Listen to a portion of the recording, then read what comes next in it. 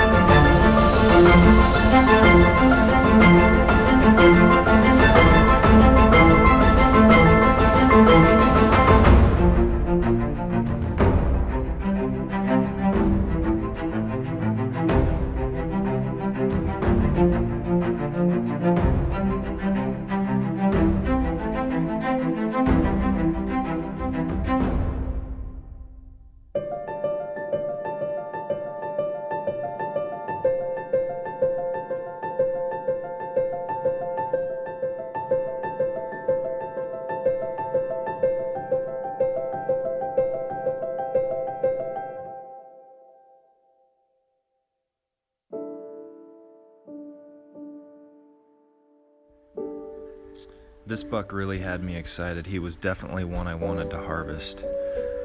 We waited and watched, hoping he would bed down in an area that would give us an opportunity to slip in unnoticed. Unfortunately, we were sitting on top of this ridge in the pickup truck in high winds, and there was no cover between us and him.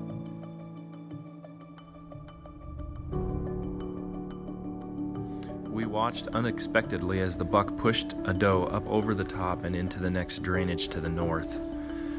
We were pretty excited that this would give us an opportunity to go after him. It wasn't an ideal situation. I was a little bit worried because we could no longer see him and we weren't really sure where he went.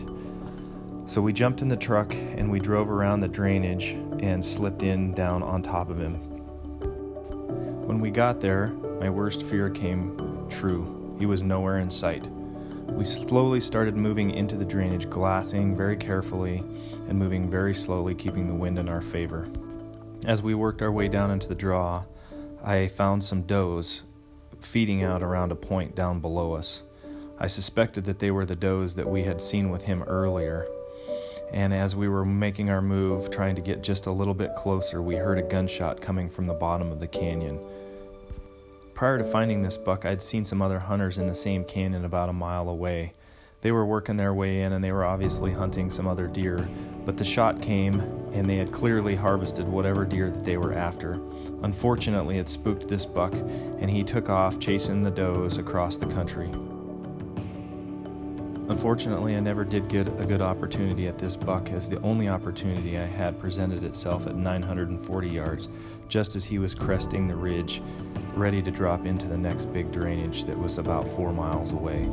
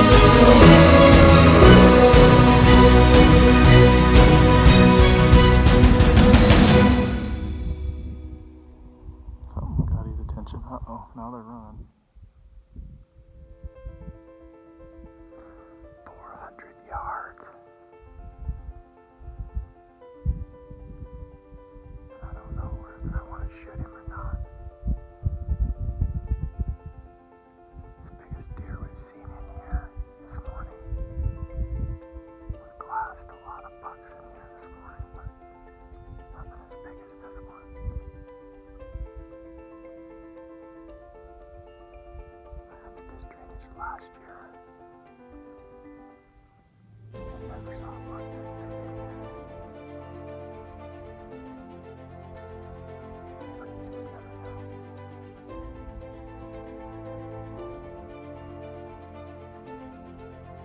Spotted this buck in daylight this morning, a long ways away. Where he was at, he was actually on private property. The rancher went out to find out where the cows in the background. Rancher took his side by side and drove right out the middle of where this buck and his does were bedded down. Buck chased does all over heck. That rancher ran them all over like crazy. Literally, they ran 50 yards past the side by side as he was driving down the road. And rancher chased them all the way over here into the public.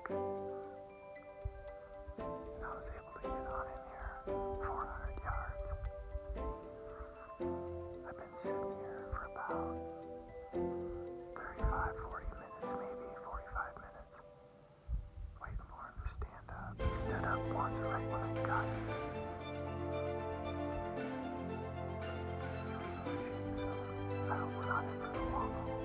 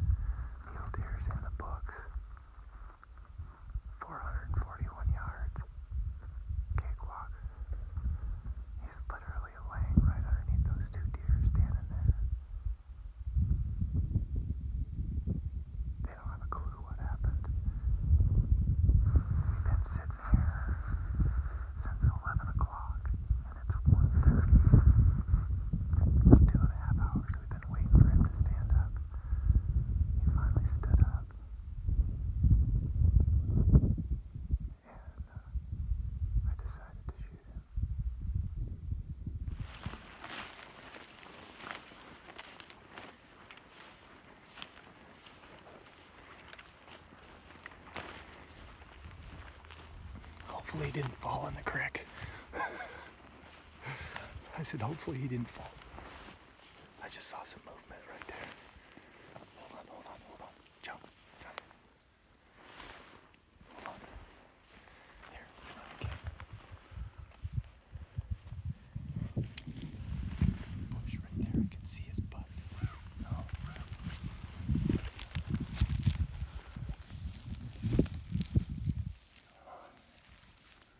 Yeah.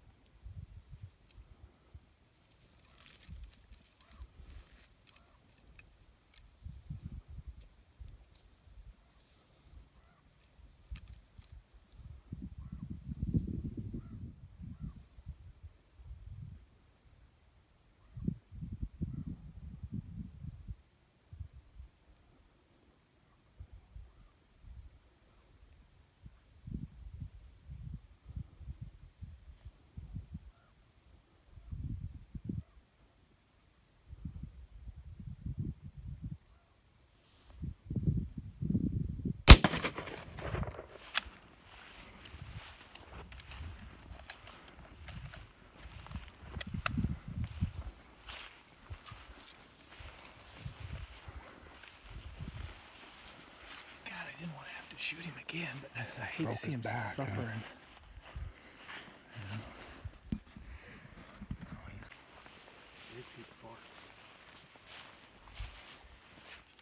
Man, look at how pretty that cape is. Yeah, that's the lightest one I've ever seen. The size of this deer is incredible. Like, I'm not sure the picture does it justice, or the video. Like, my hand from the tip of my finger to my thumb is about 11 inches. I mean, he's just massive and the prettiest color ever.